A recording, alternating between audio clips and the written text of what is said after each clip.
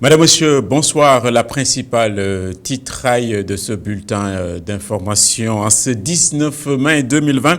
Ce qui est constant, c'est que beaucoup de Sénégalais ont la tentation du large en ce moment, car voulant rejoindre la famille en règle générale établie à l'intérieur du pays, nous verrons qu'à la préfecture de Dakar décroché le fameux sésame, l'autorisation de voyager relève d'une véritable gageure. Et tout à l'heure, le ministère de l'Intérieur a annoncé d'ailleurs la fin des autorisations pour ce qui concerne particulièrement le triangle Dakar, Thiès et Mbour. Mais on débute ce journal donc par cette activité de l'Institut Pasteur de Dakar qui a fait une communication cet après-midi pour dénoncer la sorte de procès en sorcellerie dont il est l'objet en ce moment. On écoute l'administrateur des pasteuriens au micro de Cheikh Hassan Fall. Ces tests, bien évidemment, ont un coût. Effectivement, quand on regarde ce que nous coûte un test, en termes de réactifs, en termes de ressources humaines, en termes de coûts de fonctionnement, on n'est pas loin de 50 000, effectivement. Ça, ce n'est pas facturé. Comme j'ai dit, l'État nous a donné des frais de fonctionnement comme tous les éléments, les membres du dispositif, toutes les institutions. Et depuis lors, nous levons des fonds et nous mettons nos propres fonds pour justement faire face. Parce que c'est ça notre mission. Au jour d'aujourd'hui, on n'a jamais fait payer quelqu'un, et depuis le début de cette épidémie, nous n'avons jamais envoyé une facture à l'État pour les tests. Par rapport aux gens de fans, des prélèvements nous ont été envoyés, accompagnés de leurs fiches de prélèvement.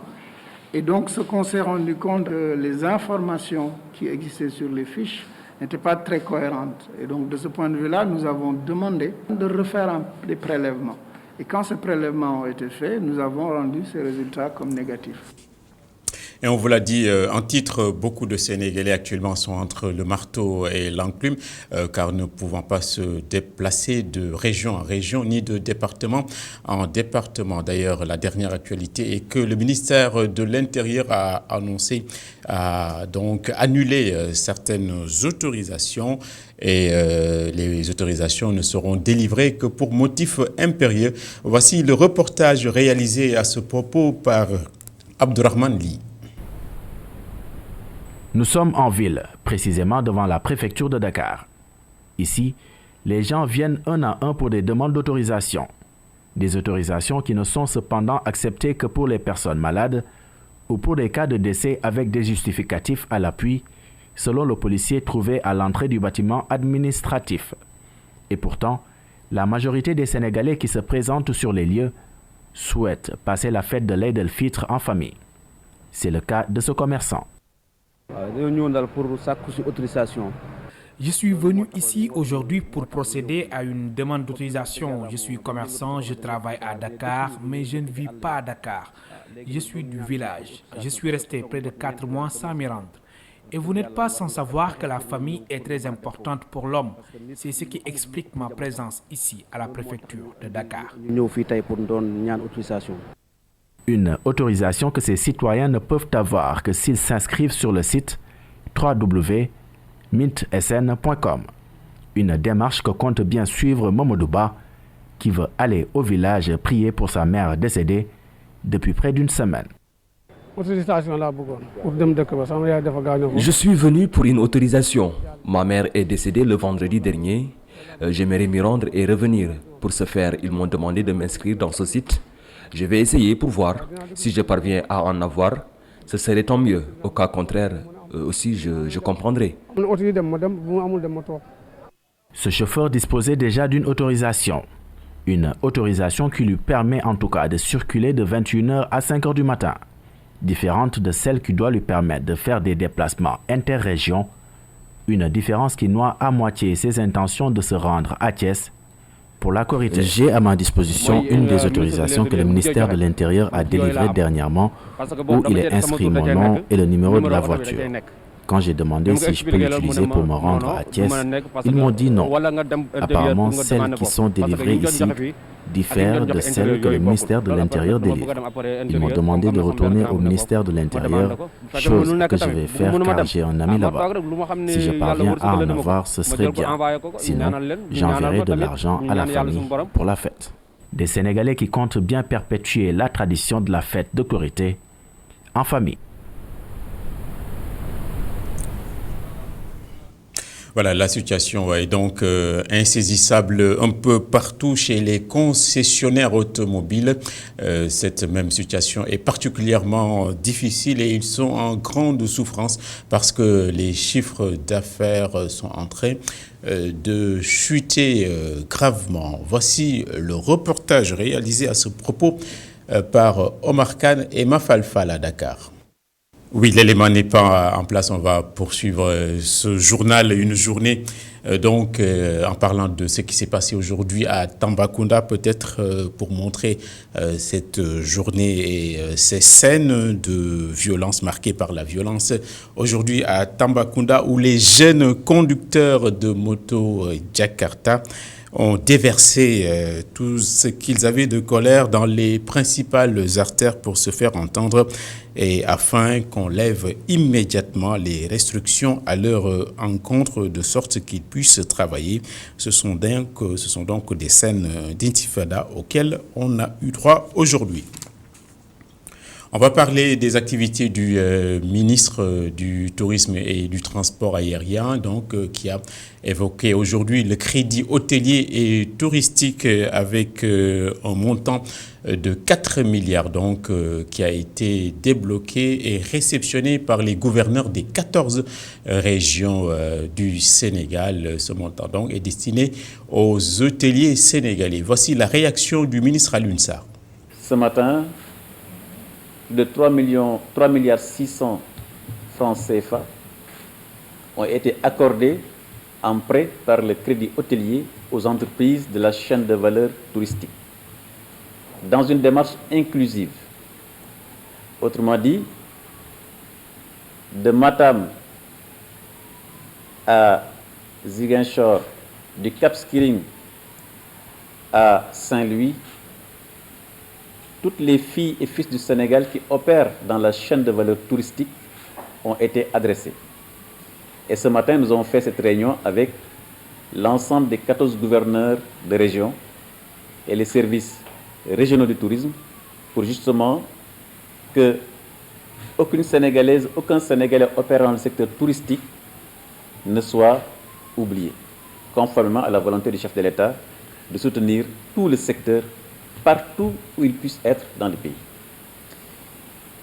L'objectif justement de ce financement, c'est deux choses.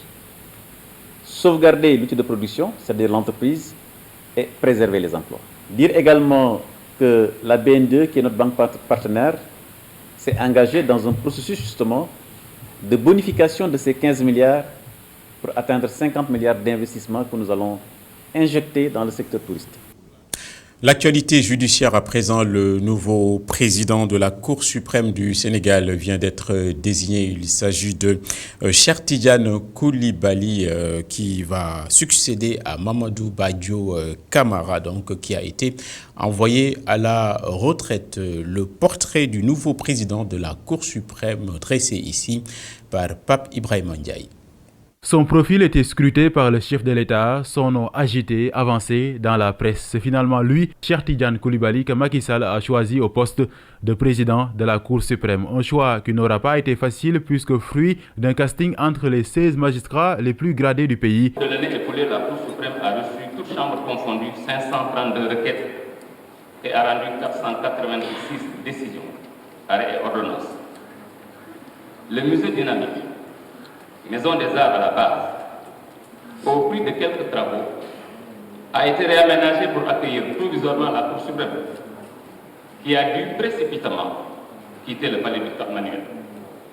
30 ans après, nous y sommes toujours, mais forts à l'effort, dans ce bâtiment marqué par les marques du temps. Né le 2 novembre 1954 à Sokone, le magistrat a un parcours juridique solide après une maîtrise en droit judiciaire privé à l'université Cheikh Anta Diop de Dakar et d'un brevet au centre de formation judiciaire. La casquette de président, c'est quelque chose qu'il a eu à porter dans le passé, puisque Cheikh Tidiane Coulibaly était le président de la Commission nationale d'éligibilité au statut de réfugié. Au-delà des institutions judiciaires de notre pays, son nom a résonné dans les couloirs de l'Union africaine en tant qu'assistant spécial au bureau Diallo de l'institution à Dakar chargée de la protection des personnes déplacées. Sa nomination va sans doute éteindre le débat autour du remplacement de Mamadou Badio Camara, admis à faire valoir ses droits à la retraite depuis avril dernier. Un fait anecdotique ou pas à signaler sur le désormais président de la Cour suprême, Cheikh Tidiane Coulibaly, et le grand frère du porte-parole de la présidence de la République, Abdou Latif Coulibaly. Voilà, toujours sur le même sujet de la justice. La justice doit être faite pour le sieur Abdoulaye Sylla, donc administrateur de société. C'est ce que défendent en tout cas ses principaux conseils après que la DSCOS donc a démoli un de ses patrimoines dans la station balnéaire de Saly. On écoute l'un des conseils, Maître El Hadji Diouf, en parler. Alors que cet homme-là a toujours respecté la légalité républicaine, n'a jamais rien obtenu, pas un seul mètre carré de terrain dans ce pays. Cet homme a acheté cette villa. C'est la raison pour laquelle nous entendons, nous, avocats d'Abdoulaye Sylla, mener ce combat jusqu'au bout, car comme vous le savez, le tribunal de Mbour est saisi. On n'a même pas attendu sa décision et immédiatement, on est allé démolir la villa d'Abdoulaye Sylla. Du jamais vu. Du jamais vu. Un titre foncier inattaquable. On le démolit. Qu'est-ce qui se passe entre le ministère de l'Urbanisme et le ministère des Forces armées? Un complot mondial avec la DSCOS. Pour liquider un homme, pour humilier un homme, ça ne passera pas. Voilà la capillarité et la barbe de l'avocat, ça ne nous aura pas échappé. On va parler de Cathy 360, c'est une nouvelle plateforme mise en place par un binôme de jeunes gens qui veulent booster et porter au pinacle les élans du cœur et de solidarité dans ce contexte particulièrement effrayant. Cher Hassan Fall. Passer de la solidarité virtuelle à la réalité, voilà la mission assignée à l'application Cathy 360, une application développée par deux jeunes Sénégalais pour venir en aide aux personnes dans le besoin et ne pas tout attendre de l'État. On a développé une fonctionnalité qui sert de crowdfunding pour le financement participatif et solidaire. Ça permet de financer des projets communautaires comme sociaux dont on demande la participation des Sénégalais d'ici et d'ailleurs pour réaliser certains projets qui a comme finalité des objectifs qui peuvent servir beaucoup de personnes. Pendant près d'une année, Khadim et Fallou se sont penchés sur des codes et des plateformes pour concevoir Cathy 360 et faire en sorte qu'elle soit simple d'usage. Quand vous ouvrez l'application, vous avez la liste des campagnes en cours. Là, vous pouvez cliquer pour ajouter votre propre campagne qui va avoir besoin d'être validée. La campagne va être visible, c'est la liste des campagnes. Quelqu'un qui veut donner, il choisit une campagne qui lui tient à cœur, il regarde les détails et si la campagne leur dit quelque chose, et il clique et il participe.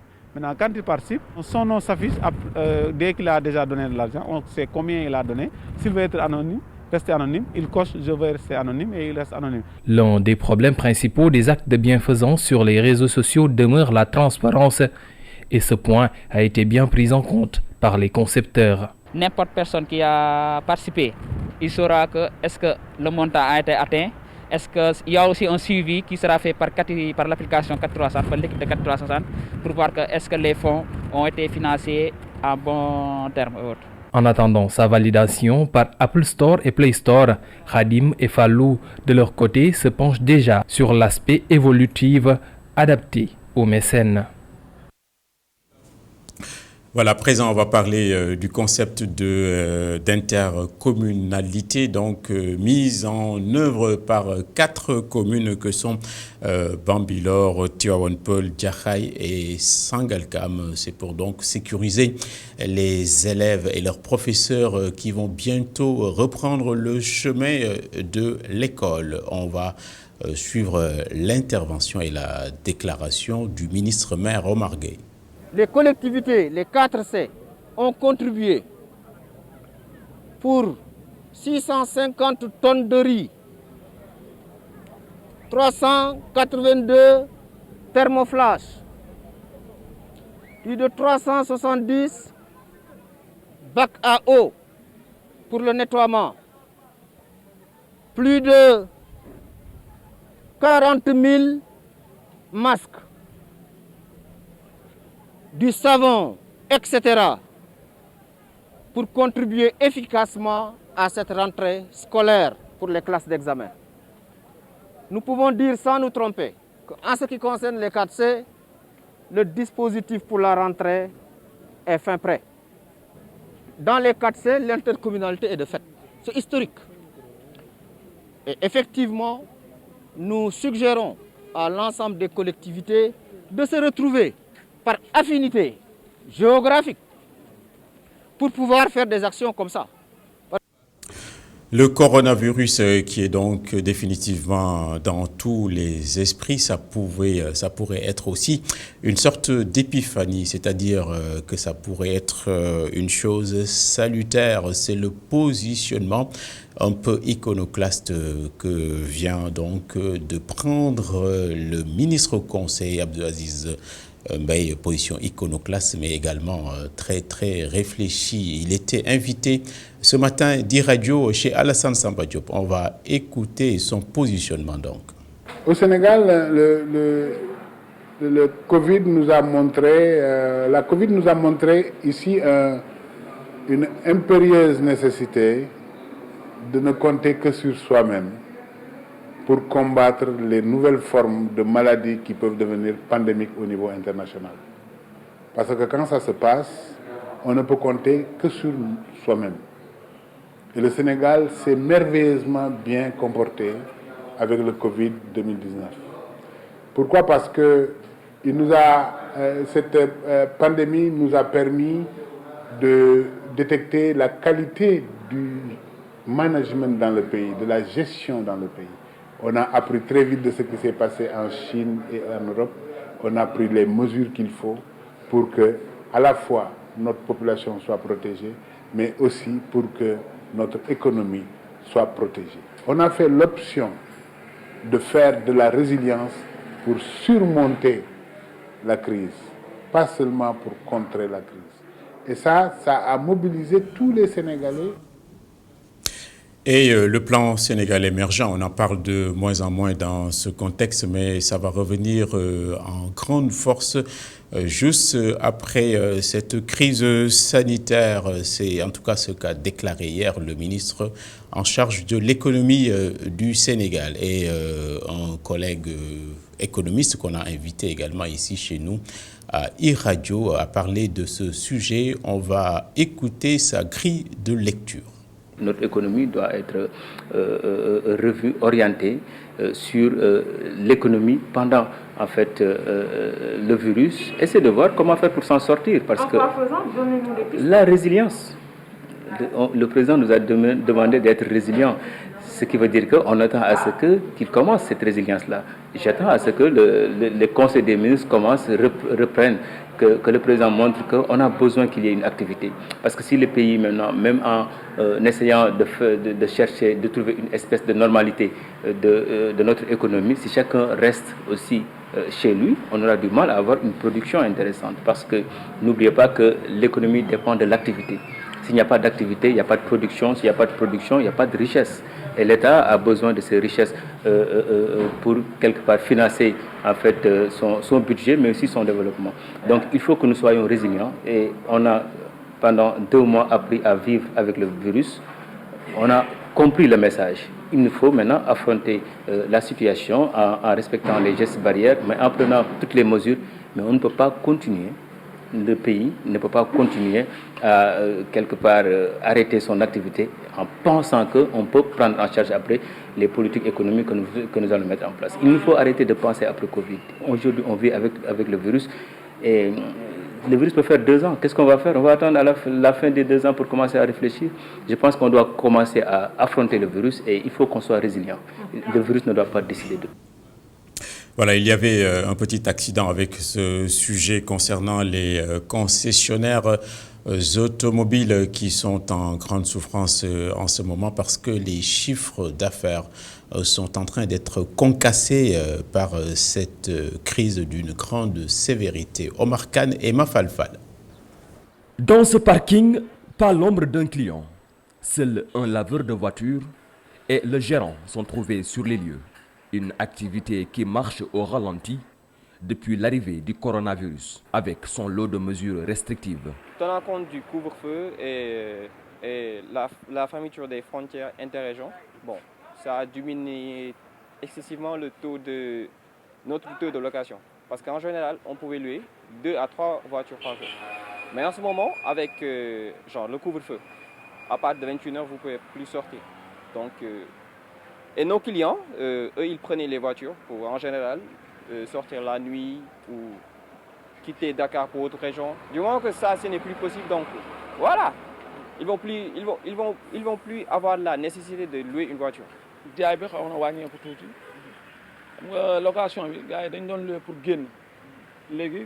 Les gens louent les voitures pour sortir. Or, c'est difficile d'avoir une autorisation de sortie. Si on prend une voiture en location et que tu n'arrives pas à sortir ou à revenir pour ramener la voiture, tu risques de payer beaucoup plus.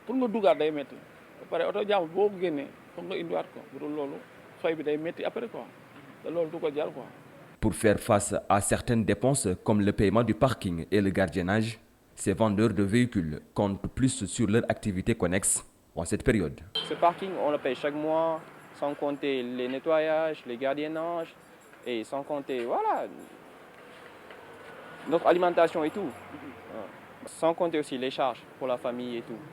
Parce que, en fait, les ventes de voitures, ça implique beaucoup de branches. Tu vois, les laveurs, ils trouvent leur compte. Les gardiens, sans compter les courtiers et tout. Il compte beaucoup de branches. Nous avons à côté un multiservice où nous faisons des transferts d'argent via Orange Money ou Wari et ça marche. C'est dire que le coronavirus n'a épargné aucun secteur d'activité.